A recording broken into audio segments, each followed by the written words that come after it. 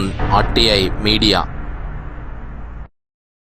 నమస్కారం, వార్తలకు స్వాగతం. ముందుగా ముఖ్యాంశాలు. డిప్యూటీ సీఎం బట్టి విక్రమార్క ప్రెస్ మీట్, పలు అంశాలపై వివరణ.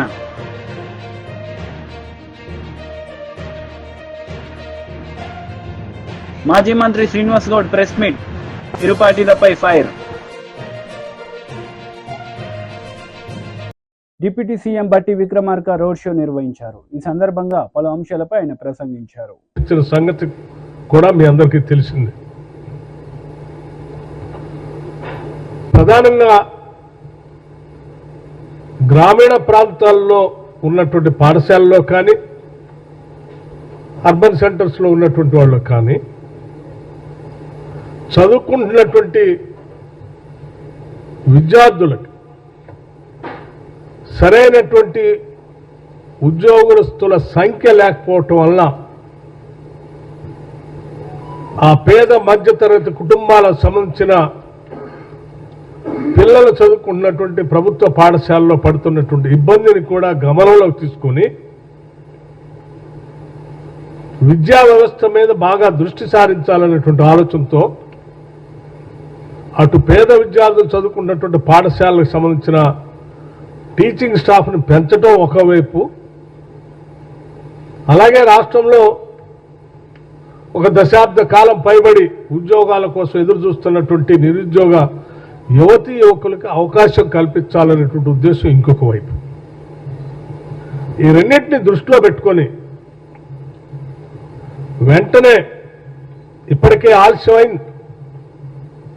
10 ఏళ్లు పాలనలో ఉన్నటువంటి టీఆర్ఎస్ ప్రభుత్వం డిఎస్సిని నిర్వహించలేదు, గ్రూప్ 1 పరీక్షలు నిర్వహించలేదు, గాలికి వదిలేసినటువంటి తెచ్చుకున్న రాష్ట్రంలో వాళ్ళ కోసం తెచ్చుకుంటే వాళ్ళందరూ గాలికి వదిలేస్తే మనం అలా చేయకూడదనేటువంటి ఆలోచనతోనే వెంటనే మేము చెప్పినట్టుగా పబ్లిక్ సర్వీస్ కమిషన్ ప్రక్షాళన చేసి పూర్తి స్థాయిలో ఉన్నటువంటి ప్రభుత్వ ఉద్యోగాలకు సంబంధించిన క్యాలెండర్ను డిక్లేర్ చేసే ప్రక్రియని మొదలుపెట్టిన విషయం కూడా మీ అందరికీ తెలిసిందే. అలాగే వివిధ ఇతర రిక్రూట్మెంట్స్ సంబంధించినటువంటి వ్యవస్థల ద్వారా కూడా సాధ్యమైనంత వరకు ఆ రిక్రూట్మెంట్లన్నీ పూర్తి చేయాలనేటువంటి సంకల్పంతోనే ముందుకు పోతా ఉన్నాం. మీ అందరికి తెలియదు కాదు, 10 ఏళ్లు డిఎస్సిని నిర్వహించకుండా ఆ 10 ఏళ్లు నిరుద్యోగ యువతి యువకులు డిఎస్సి కావాలి కావాలి కావాలి అని పదే కోరినప్పటికి కూడా పెడచేవని పెట్టి కేవలం జస్ట్ ఎన్నికల కంటే ముందు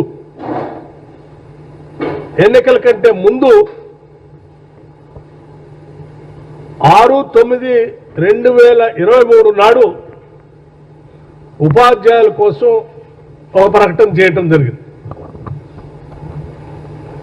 అర్హులైనటువంటి అభ్యర్థుల నుంచి 29/2023, 28/10/2023 వరకు 1,77,527 అభ్యర్థుల దరఖాస్తులు ప్రకటిస్తే చేసుకోవటం జరిగింది. కానీ ఎన్నికలు సమీపించాయి, అది ముందే తెలిసినటువంటి మాటే. సాధారణ ఎన్నికలు ఎప్పుడు వస్తాయో కూడా తెలిసినటువంటి విషయాన్ని దృష్టిలో అందరికీ తెలుసు. అయినప్పటికి కూడా 10 ఏళ్లు నియమించకుండా ఆ టైంలో ప్రకటన చేసి కావాలని తాత్సారం చేసి వదిలేస్తే కూడా మనం అలాగే వదిలేయకూడదని చెప్పి మేము అధికారంలోకి వచ్చిన మరుక్షణమే దీని మీద బీజేపీ లీడర్ మీడియా సమావేశం నిర్వహించారు. ఈ సందర్భంగా పలు అంశాలపై ఆయన మాట్లాడారు. ప్రియాంక గాంధీ ఢిల్లీలో పెట్టుకుందా, రాహుల్ గాంధీ దేశాన్నంతా తిరుగుతుండగా దేశదిమ్మరిగా ఆయన దగ్గర జేబుల పైజాములా మడిచిపెట్టుకున్నాడా, మరి రేవంత్ రెడ్డికి అది దొరుకుతలేదా? మరి ఈ వాగ్దానాలన్నీ ఒట్టి నీటి మీద రాతలేనా? అసలు వీళ్ళకు చెయ్యాలన్నటువంటి ఆకాంక్ష ఉందా? ప్రజలకు యువకులను ఆదుకోవాలన్నటువంటి ఆలోచన వీళ్ళకు ఉన్నదా లేదా అనేది ఇవాళ అస్పష్టమైనటువంటి విధానాలతోటి మనకు ప్రభుత్వం కాలమెల్లదీస్తూ ఉంది. ముఖ్యంగా నెల రోజుల నుంచి ఎక్కడ చూసినా సరే యూనివర్సిటీలలో నిరుద్యోగ నాయకులని, యువకులని, విద్యార్థి నాయకులని అరెస్టులు చేయడం. ఈయన వచ్చింది ప్రజాపాలన తీసుకొస్తా అన్నాడు, ఇనుప కంచెలు లేని పరిపాలన కొనసాగిస్తానన్నాడు. ఇవాళ ఎక్కడికి పోయినా ఇనుప కంచెలు దర్శనం ఇస్తూ ఉన్నాయి. ప్రజాపాలన అటకెక్కింది. ఒక 2 గంటలు ఫోటో ఆఫ్ అంటే మీడియా కోసం ఫోటో ఆఫ్ ఇచ్చి ప్రజాపాలన తీసుకొస్తానని చెప్పిండు తప్ప ఇప్పటి వరకు ఏది కూడా చేయలేనటువంటి పరిస్థితి కనపడతా ఉంది. తర్వాత కనీసం సోయి ఉండాల మనిషికి. ప్రతి సంవత్సరం 3 నుంచి 5% ఉద్యోగులు రిటైర్ అవుతుంటారు. కనీసం 3% అయితే ఖచ్చితంగా రిటైర్ అవుతుంటారు. ఆ రిటైర్ అయ్యేటువంటి పోస్టులన్నింటినీ ఏ రకంగా భర్తీ చేస్తారు అనేటువంటి స్పష్టంగా తెలియనటువంటి పరిస్థితి. తెలంగాణ ఏర్పడిన తర్వాత చాలా డిపార్ట్మెంట్లు ఇప్పటివరకు అన్ని డిపార్ట్మెంట్లలో పై స్థాయి పోస్టుల నుంచి కింది స్థాయి పోస్టుల వరకు అటు పోయిన తర్వాత ఇక్కడ వేయాల్సినటువంటి పోస్టులు ఏవి కూడా భర్తీ చేయకుండా ఇవాళ అదే రకంగా టీఆర్ఎస్ పార్టీ పెట్టింది, కేసీఆర్ పెట్టిండు. ఇప్పుడు దాన్నే రేవంత్ రెడ్డి కొనసాగిస్తున్నాడు తప్ప ఏం తేడా మనకు కనిపిస్తలేదు. 1970 సంవత్సరంలో ఏ పోస్టులు అయితే శాంక్షన్ అయినాయో వాటిని తప్ప కొత్త పోస్టులను ఒక్కటి కూడా పెంచలేదు, ఉన్నటువంటి పోస్టులను కూడా నింపే ప్రయత్నం చేయట్లేదు. కాబట్టి తెలంగాణ రావడం వల్ల నిరుద్యోగులకు ఏమొరిగిందని చెప్పేసి కేసీఆర్ని తిట్టిండ్రు. ఇప్పుడు రేవంత్ రెడ్డిని అదే రకంగా మనం అనాల్సినటువంటి పరిస్థితి కనపడతా ఉంది. తర్వాత ఆలోచన చేస్తే ఇవాళ నుంచి ఇవాళటి వరకు ఆలోచన చేసుకుంటే నిరుద్యోగ సమస్య గురించి, లేకపోతే ఈ గ్రూప్ 1 గ్రూప్ 2 పోస్టుల గురించి, మెగా డిఎస్సి గురించి నువ్వు ప్రజాపాలన కొనసాగిస్తున్నావు కదా, నిరుద్యోగ యువజన సంఘాలతోటి విద్యార్థి సంఘాలతోటి ఎందుకు మాట్లాడతలేవు? మాట్లాడవచ్చు కదా, వాళ్ళ బాధలేంది, వాళ్ళ సాధక బాధకలు ఏంది అన్నటువంటి విషయంలో చర్చించడానికి నీకు దమ్ము లేదా? ఎందుకు భయపడుతున్నావు అని చెప్పేసి బీజేపీగా మేము ప్రశ్నిస్తూ ఉన్నాం. ఇప్పటి వరకు కనీసం ఒక అఖిలపక్ష మీటింగ్ అన్న పెట్టలేని సోయలేనటువంటి పరిస్థితి కనపడతా ఉంది. అఖిలపక్ష మీటింగ్ పెట్టి ఎందుకు ఈ రకంగా జరుగుతూ ఉంది, ఏం చేద్దామని ఆలోచన చేయొచ్చు కదా, అది కూడా నువ్వు చేయలేనటువంటి పరిస్థితి మనకు కనపడతా ఉంది. తర్వాత కేసీఆర్ ఏదైతే పెద్ద తప్పు చేసిండో ఈయనకు 2 అంతలా తప్పు చేస్తూ ఉన్నాడు. కేసీఆర్ ఎక్కడ పోతే అక్కడ అరెస్టులు చేపించేసి ప్రతిపక్ష నాయకులని అరెస్టు చేసేసి హౌస్ అరెస్టులు చేసేటువంటి పరిస్థితి ఉంటుండే. ఇవాళ రేవంత్ రెడ్డి ఏ ఊరికి పోయినా కానీ ముందు అరెస్టులు తప్పనిసరి అయినాయి. దానికి ఉదాహరణకు నిన్న కల్లుగీత కార్మికుల కోసం అబ్దుల్లాపూర్ మెట్ రంగారెడ్డి జిల్లాకు పోతే భువనగిరి జిల్లా ప్రతిపక్ష నాయకులందరినీ అరెస్టు చేయించారు. దానికి అరెస్టుకు అర్థమే ఉంది. హౌస్ అరెస్టుల యొక్క ఎందుకు హౌస్ అరెస్టులు చేపిస్తా ఉన్నావు? నీకు అంత ఎందుకు ఇంత 7 నెలల పరిపాలనే ఇంత ఇన్సెక్యూరిటీగా ఎందుకు ఫీల్ అవుతా ఉన్నావు? పరిపాలన చేతగా కానా, లేకపోతే నీ పాలన సరిగ్గా లేదని చెప్పేసి ప్రజలు అసహించుకుంటున్నారా? దీని ఒకసారి అర్థం చేసుకోవాలి, నువ్వు ఎందుకు చేస్తున్నావు అనేటువంటి విషయంలో.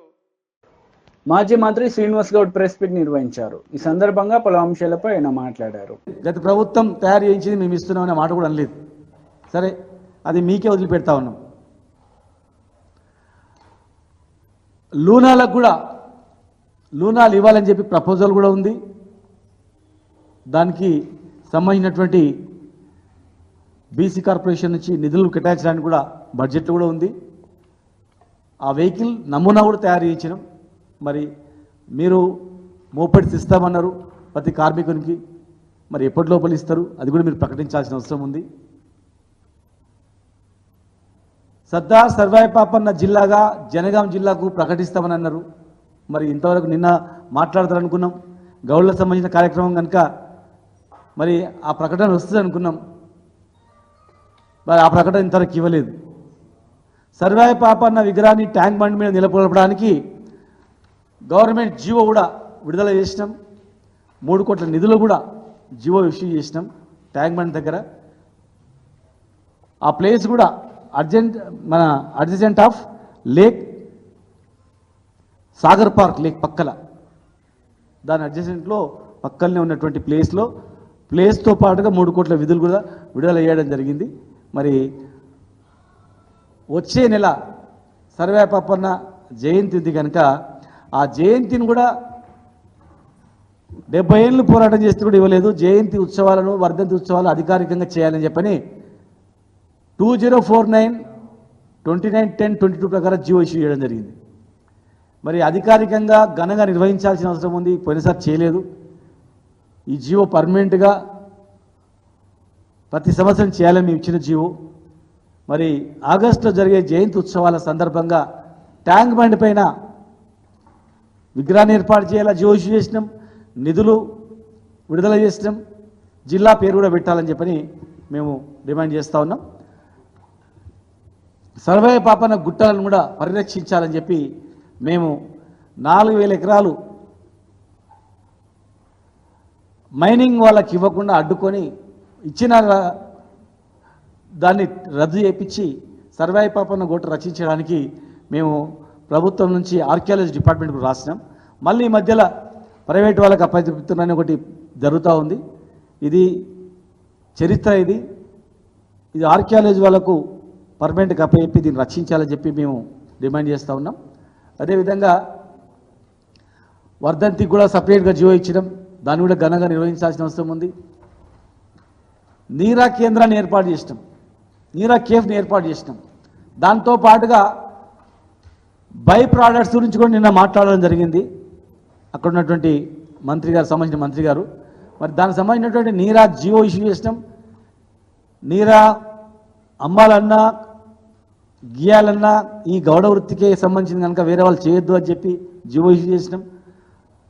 దేశంలో ఎక్కడ లేనటువంటి నీరా కేంద్రాన్ని హైదరాబాద్ నడిగడ్డ మీద ఏర్పాటు చేసినాం. ప్రతి జిల్లా కేంద్రాల్లో కూడా ఉండాలని చెప్పి ప్రతిపాదన ఉంది. దయచేసి మీరు ప్రతి జిల్లా కేంద్రంలో నీరా కేంద్రాలు ఏర్పాటు చేయాలా. బై ప్రోడక్ట్స్ కూడా ఇక్కడ బెల్లం తయారీ కేంద్రం పెట్టినాం ట్యాంక్ బండ్ దగ్గర. బెల్లం, షుగరు ఇవన్నీ కూడా మధుమేహ వ్యాధికి చాలా ఉపయోగపడుతుందని చెప్పి శాస్త్రవేత్తలు కూడా చెప్పడం జరిగింది. మరి ఆ బై ప్రోడక్ట్స్ ఆల్రెడీ తయారవుతున్నాయి. ఆ తయారవుతున్న దాన్ని మార్కెటింగ్ చేయాలి. సర్వేల్లో, ముడ్విన్లో, చార్కొండలో, తర్వాత సిరికొండలో, సంగారెడ్డి వైసీపీ లీడర్ మీడియా సమావేశం నిర్వహించారు. ఈ సందర్భంగా పలు అంశాలపై ఆయన మాట్లాడారు. మరి ఎలక్షన్ అయిన తర్వాత కార్యకర్తల మీద, అమాయకుల మీద కొట్టడం, మరి వాళ్ళ మీద బూతులు తిట్టడం, కేసులు పెట్టడం, దౌర్జన్యాలు చేయటం ఎన్నో చేశారు. మీ అందరూ తెలుసు. మురళిని కానీ వీళ్ళందరినీ ఎలా కొట్టారో, కానీ వాళ్ళ మీద కేసులు పెట్టడం కూడా, సరైన కేసులు పెట్టడం కూడా లేదు. అంటే పోలీసులు వన్ సైడ్గా చేశారు. మా మీద ఆ రోజు మురళి ప్రెస్ మీట్ పెట్టా అని చెప్పి కొట్టారట. నేను అధికారంలో ఉన్నప్పుడు, మంత్రిగా ఉన్నప్పుడు కూడా బోల్డ్ మంది ప్రెస్ మీట్లు పెట్టారు. టీడీపీ వాళ్ళు ఇష్టం వచ్చినట్టు మాట్లాడారు. అంటే ఇప్పుడు వాళ్ళు ఇష్టం మాట్లాడినప్పుడు మేము కూడా ఆ రోజు చర్య తీసుకుంటే ఏమయ్యేవాళ్ళు? మాకు చేత కాకనా? అంటే ఏంటి మీ ఉద్దేశం? ఈ రకంగా చేయటం మంచి పద్ధతి కాదు.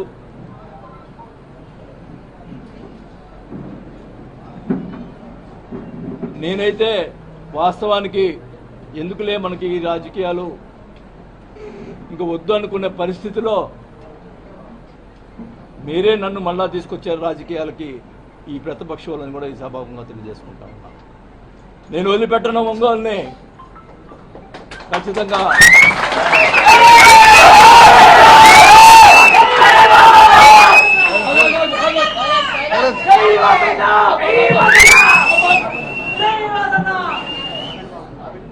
ఖచ్చితంగా చెప్తా ఉన్నా, నీకేమన్నా దమ్ము ధైర్యం ఉంటే నా మీద పగ తీసుకో, మామూలు కార్యకర్తల మీద కాదు. మేము తిరగబెడతాం. మా వాళ్ళు ఎక్కువ తక్కువేం కాదు. నేను మధ్యలో వస్తే గొడవలు ఎక్కువ అవుతాయని చెప్పి మధ్యలో రాలా. కానీ మీరు మీ చర్యలు చాలా దుర్మార్గంగా ఉన్నాయి. ఒక ఆయన ఏమో ఫ్లెక్సీలు వేస్తాడు, చోటగాడు పారిపోయాడు, అబ్బా కొడుకులు పారిపోయారు, వాళ్ళ చేత ఫ్లెక్సీలు వేపించి ఇచ్చేస్తూ ఉన్నారు. ఒక ఆయనతోటి, ఒక జనసేన నాయకుడితోటి జనసేన పార్టీలో చేరతాడంట అని ఆయన చేత మాట్లాడిస్తాడు.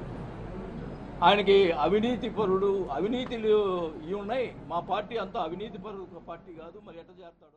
వైసీపీ లీడర్ మెరుగు నాగార్జున మీడియా సమావేశం నిర్వహించారు. ఈ సందర్భంగా పలు అంశాలపై ఆయన వివరణ ఇచ్చారు. వారు మాట్లాడిన ప్రతి అంశం వారికి సంబంధించినవిగానే ఉన్నాయి. దశాబ్దాల కొద్ది దోపిడీకి పాల్పడిన వారు, మోడస్ ఆపరేటివ్లో వ్యవస్థలను చేజెక్కించుకున్న వాళ్ళు, వ్యవస్థిగత కబ్జాలు పాల్పడేటువంటి వారికి సంబంధించినవే ఈరోజు పూర్తిగా కనిపిస్తూ ఉన్నాయి. ఆయనే ఈరోజు మళ్ళీ నీతులు చెప్తా ఉన్నాడు. చూస్తూ ఉంటే చాలా నవ్వేస్తూ ఉంది. గంటల తరబడి శ్వేతపత్రాన్ని విడుదల చేస్తున్నాడు చంద్రబాబు నాయుడు గారు. చివరికి ఒక్క ఆధారం కూడా చూపలేకపోయాడు. వారి ఆస్థాన మీడియాలో వచ్చినవి, వాళ్ళ సోషల్ మీడియాలో నడిపినటువంటి వార్తలే శ్వేతపత్రాల్లోని అంశాలుగా రిలీజ్ చేయటం అంటే ఎంత దుర్లభమైనటువంటి పరిస్థితి ఉందో అర్థం చేసుకోవాలా. నేను చెప్పిన విషయాలు రికార్డులో లేవని, మాకెవరో చెప్పిన సమాచారం మాకు ఇస్తున్నామని, వాస్తవాలు మరి ఎగ్జిబిట్ చేయలేమని చెప్పి చివరికి మా అధికారులు కూడా కంపెల్ చేయలేకపోతున్నారని స్వయానా ముఖ్యమంత్రి గారే చెప్పటం ఈ శ్వేతపత్రాల అసలు రంగు బట్టబయలైంది. అయితే చాలా విషయాలు ఇప్పుడు సపోజ్ ఖనిజాల మీద, భూముల మీద, సహజ వనరుల మీద, గృహ నిర్మాణం మీద, ల్యాండ్ టైటిలింగ్ మీద చాలా విషయాలు డిస్కస్ చేశారు. ఉదాహరణకి దసపల్లా భూములు, విశాఖపట్నంలో దసపల్లా భూములు చంద్రబాబు నాయుడు గారి ఆస్థాన మీడియా ఆయన నిరంతరము దుష్ప్రచారం చేసి దసపల్లా భూములు ఏయో జరిగినాయి అని చెప్తా ఉన్నారు. దసపల్లా భూములు ప్రభుత్వానికి కావని కోర్టులో చెప్పినాయి, సుప్రీంకోర్టే చెప్పింది. ఆ వ్యవహారంలో డెసిషన్ త్వరగా తీసుకొని కోర్టుకు సమర్పించాలని హైకోర్టు క్లియర్గా దాన్ని యాజ్ ఇట్ ఈజ్గా ఇంప్లిమెంట్ చేయమని చెప్తే దసపల్లా భూముల వ్యవహారం నిజంగా 2015లో తెలుగుదేశం పార్టీ హయాంలోనే సుప్రీంకోర్టు ఆనాడి అడ్వకేట్ జనరల్ వేణుగోపాల్ గారు రాష్ట్ర ప్రభుత్వానికి కూడా చాలా సూచనలు కూడా చేశారు. అది మర్చిపోతా ఉన్నారు. వాటిని చంద్రబాబు గారు దాటవేస్తూ ఉన్నారు. ఈ భూముల విషయంలో దరిదాపు 64 మంది యజమానులు వచ్చి, అయ్యా ఆ భూములు ప్రభుత్వానికి కాదు మాయి, మేము కావాలని ఇచ్చామని చెప్పి ఆనాడు అన్ని పత్రికల్లో వచ్చిన విషయాన్ని మర్చిపోతా ఉన్నారు. అయినా చంద్రబాబు గారు ఆరోపణలు చేస్తానే ఉన్నాడు. దారుణం ఏంటంటే కేవలం అబద్ధాలతో కాలం గడుపుతూ వాళ్ళ ప్రయత్నాలను కొనసాగిస్తూ ఉన్నారు. తప్పుడు రాతలు రాయటం, వాళ్ళ ఆస్థాన మీడియాతో మాట్లాడటం. నేను చెప్తా ఉన్నా, మీ పార్టీ ఆఫీస్ కూడా మీ హయాంలో తాత్కాలికంగా కట్టమని, తర్వాత వచ్చినటువంటి ఆ ఎవరికి భూమి ఉందో ఎవరికి సంబంధించినటువంటి ఆ యజమానురాలు కూడా మాది భూమి అని చెప్పినటువంటి విషయాన్ని చంద్రబాబు గారు మర్చిపోతా ఉన్నారు. ఈరోజు చూస్తూ ఉన్నాం భూ కబ్జాలని. నేను అడుగుతా ఉన్నా చంద్రబాబు నాయుడు గారిని, అయ్యా మీరు అధికారంలో ఉన్నప్పుడు మీ బంధు ఆనాడు ఆయన పార్లమెంట్ సభ్యులుగా ఉన్నారు ఎంవిఎస్ మూర్తి గారు, గీతం కాలేజీలో భూములు, ప్రభుత్వ భూములు దరిదాపు 38 ఎకరాల పైబడి అన్యాక్రాంతంగా ఆక్రమించుకున్నారని చెబితే నువ్వు నోరు మెదపలేకపోయారు. మీ పత్రికలు ఎక్కడా రాయలా. ఎందుకు రాయలేకపోయారు? ఎందుకు మాట్లాడలేకపోతా ఉన్నారు? గీతం భూములు, ప్రభుత్వం భూముల్ని ఆక్రమించుకున్నారని చెప్తా ఉన్నారు ఆధారాలతో. ఎందుకు చేయలేకపోయావు? ఈరోజు కూడా దాని మీద మాట్లాడటల్లా. మా ప్రభుత్వం వచ్చిన తర్వాత 2 విడతలుగా, ఒకసారి 19 ఎకరాల చిల్లర, ఒకసారి 4 ఎకరాల చిల్లర ప్రభుత్వం ఆధీనం చేసుకుంది. దానికి పూర్తి ఆధారాలు మా దగ్గర ఉన్నాయి. మరలా తర్వాత కోర్టు నుంచి నోటీసులు వస్తే ఆగిపోయినాయి. ఈ విషయాల్లో చంద్రబాబు నాయుడు గారు ఎప్పుడైనా మాట్లాడతారా? ఆ విషయం గురించి చర్చిస్తారా? ఎప్పుడైనా నిజంగా గీతం భూముల విషయంలో మీరు ఎప్పుడు ఇదిగో ఈ ప్రత్యేకంగా 19 ఎకరాలు ఫస్ట్ ఫేజ్లో, 4 ఎకరాల చిల్లర సెకండ్ ఫేజ్లో, తర్వాత కోర్టు ద్వారా ఆగిపోయింది. ఇంకా దరిదాపు 15 ఎకరాల దాకా ఉంది. దీని మీద వార్తలు ముగించే ముందు ముఖ్యాంశాలు మరోసారి. డిప్యూటీ సీఎం బట్టి విక్రమార్క ప్రెస్ మీట్, పలు అంశాలపై వివరణ.